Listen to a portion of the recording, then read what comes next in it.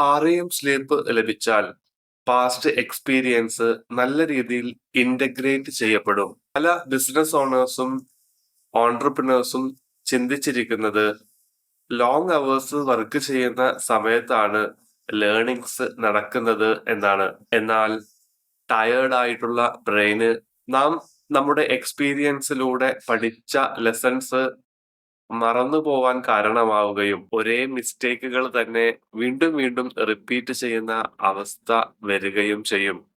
REM sleep സമയത്താണ് brain പഴയ എക്സ്പീരിയൻസുകൾ കൺസോളിഡേറ്റ് ചെയ്യപ്പെടുന്നത്.